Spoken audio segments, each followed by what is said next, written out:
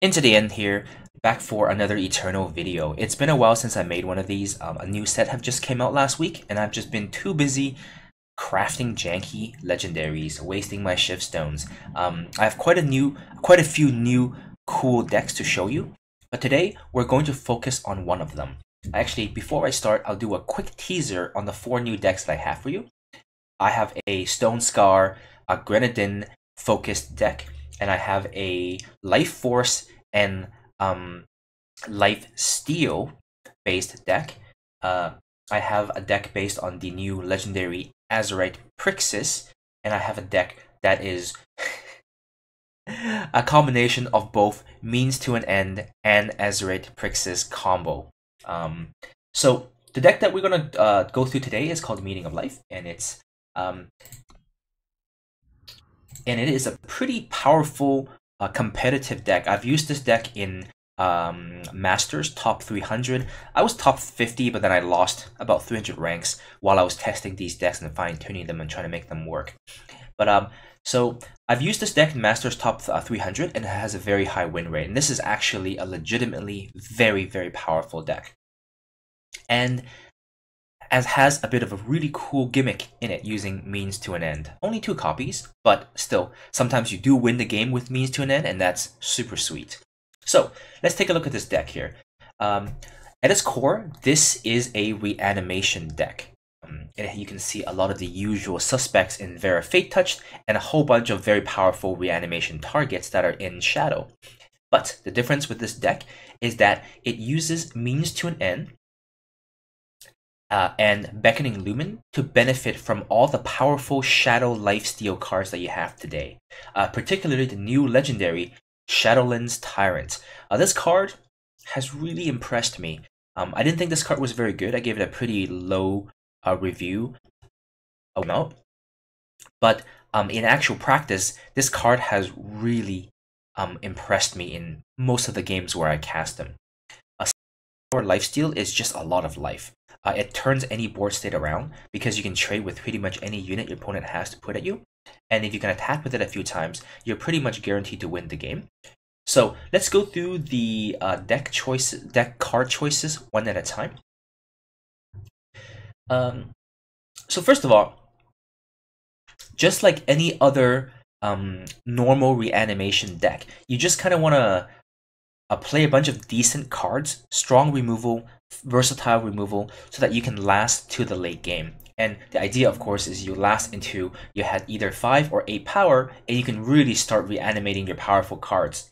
But the only difference between this deck and a lot of other reanimation deck is you can actually cast all of your reanimation targets on its own without reanimating it. Reanimating it just simply gives you additional value. There's a lot of synergy that goes into the deck because most of your reanimation targets, but also just good straight up 5 and 6 drops. What's funny is your reanimation targets are cheaper to cast than your reanimation spell, in this case, Vera.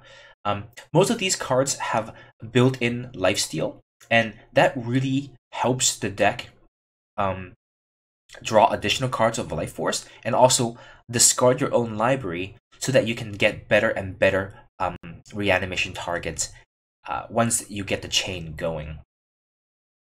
So, in the 1-drop slot, we have 3 copies of Dark Return. It's only 3 copies instead of 4 because this card is completely useless in the very early game. So you only want a copy of this card sort of in the mid to late game. So you don't really need too many copies of it.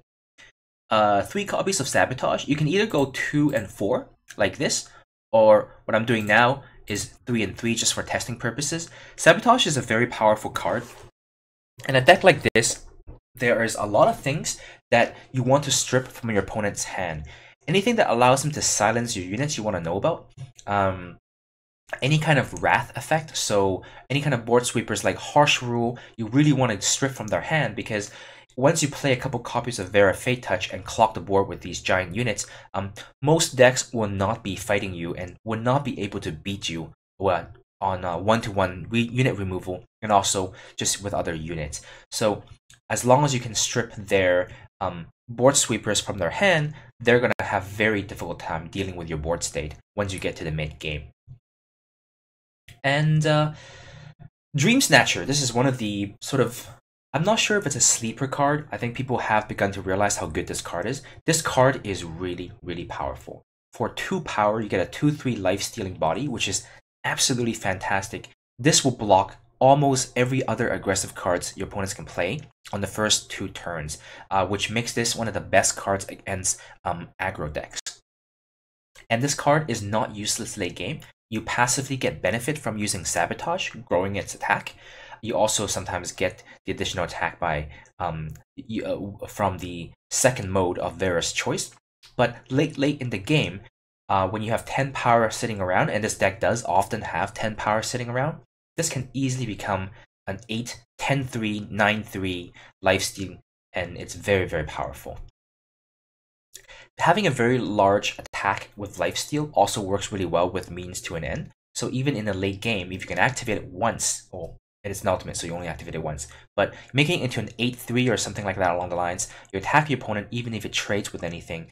That's 8 cards milled on you from your library. And 8 cards is a lot. A couple of copies of Means to an End in play, or a couple other life-stealing units, and it's very realistic that you would be able to mill yourself out and trigger lives to an end.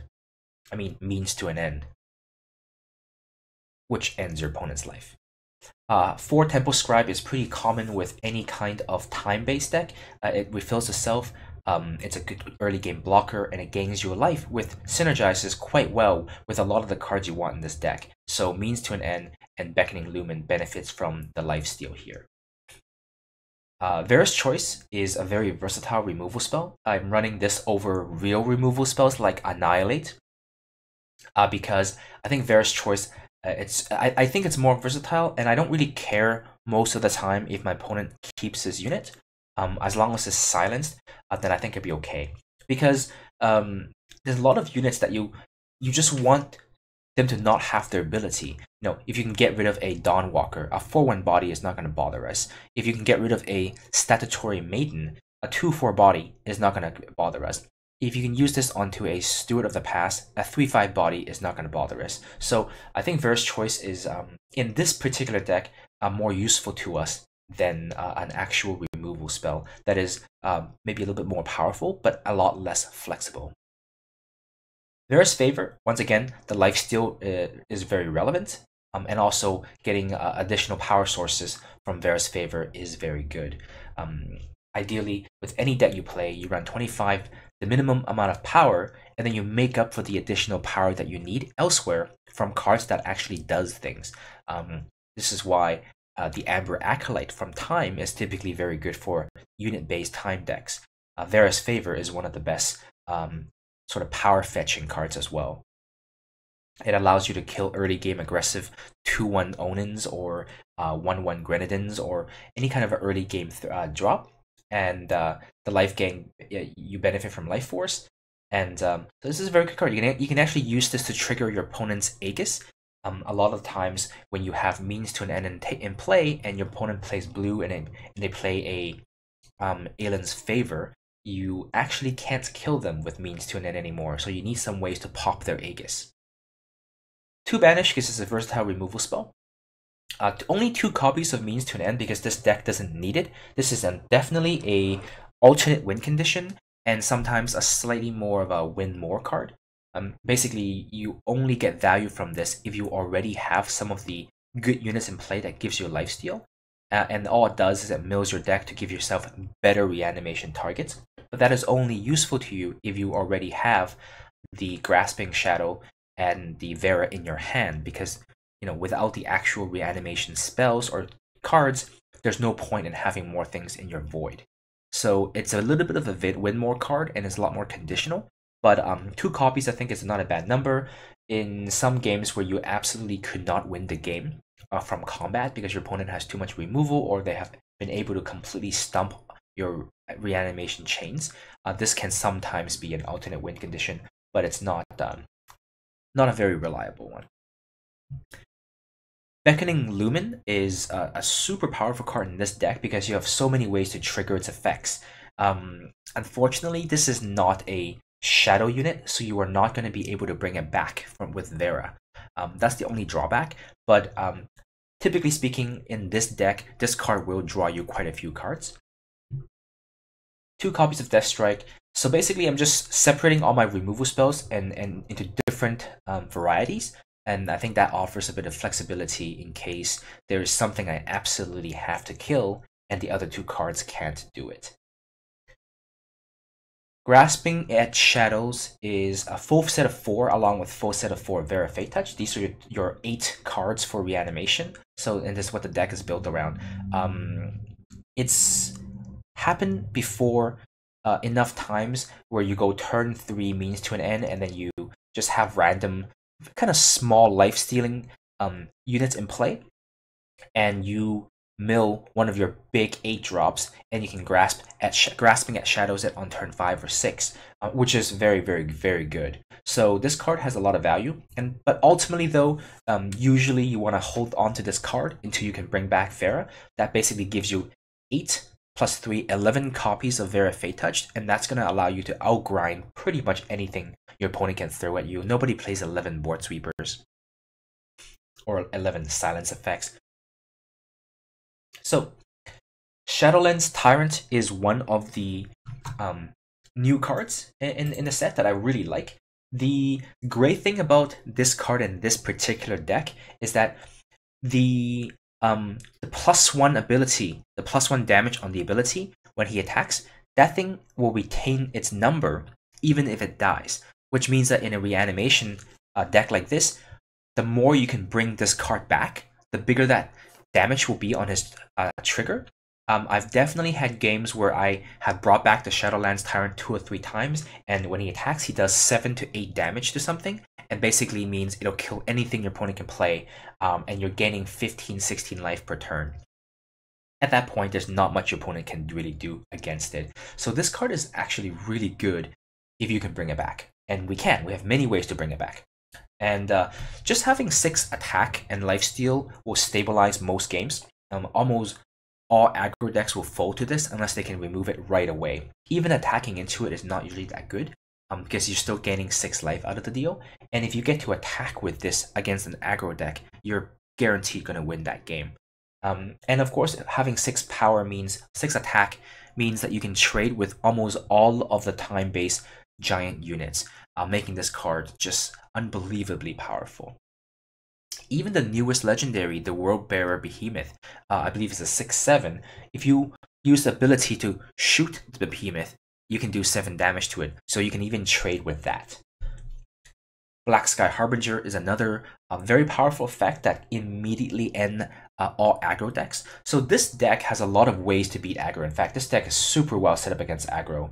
You should win every game against aggro, between very early game lifesteal to more early game life gain to a bunch of early game interaction spells. And then if you can somehow get into 5 and 6 drop, if you can survive 5 or 6 turns until you get one of these 2 cards, you're pretty much going to beat an aggro deck. Black Sky Harbinger also passively triggers the Aegis on your opponent, so that if you need to kill him with means to an end, this will help. 1 copy of Snow Crush Animist, you don't really want more than 1, it's super expensive, but this card does immediately end games. Whenever you play this, you will be able to go in for an Alpha Strike and kill your opponent. And of course, this is one of the best reanimation targets, because, you know, every time you bring it back, the summoning ability happens again, and it will repeatedly kill your opponent's board or keep them stunned. Very hard to lose the game once you have summoned this, unless your opponent is playing a non-unit based deck, some kind of control deck that doesn't attack with units, in which case this is still okay. It'll stun 1 or 2 things perhaps. And of course, the centerpiece of the deck, Vera Fate Touch, it's the best Shadow 8-drop, I think. This whole deck is built around reanimation, and the idea, of course, is that you will chain Vera into Vera into Vera, so that every time you play something, you can bring back 3 or 4 units from your void, which almost never happens, by the way. The games never get that late, and you don't even have that many things to bring back. If you have more than 2 Veras in play, chances are you'll have nothing left in your void anyway, so you don't actually need to play that much. If you ever draw multiple copies of Vera Fate Touch, by the way, and you suspect your opponent may have board sweepers, never play more than 1 copy. Just keep it in your hand, and against any kind of deck that has justice, just play 1 until they kill it, then play the next one, etc. The power base is actually pretty good because this deck has almost no blue requirements. So there's a very light blue requirement, and there's even a relatively few number of time cards. Only really these time cards here, 1, 2, 3, and 4. But however, these time cards do require double time on turn 2. So that's the only problem. So there's going to be some games where you do not get to play Tempo Scribe on turn 2. And there's going to be some games that you may not be able to play the Beckoning Lumen on turn 4. But I think those things are okay. You don't need to always play these cards on curve. It'd be nice for the Tempo Scribe, but you don't need to play the Beckoning Lumen on curve. You actually don't want to play this card until you've gained life that turn. So sometimes I hold this in my hand for 5 or 6 turns, which I think is perfectly fine as well. So this deck is really powerful. Because of the super easy color requirements, we don't actually have to run that many banners and seats. We actually get to run a whole bunch of basic sigils and even the Waystones, and specifically the Time Waystone, because it gains life, and gaining life works with Means to an End and Beckoning Lumen.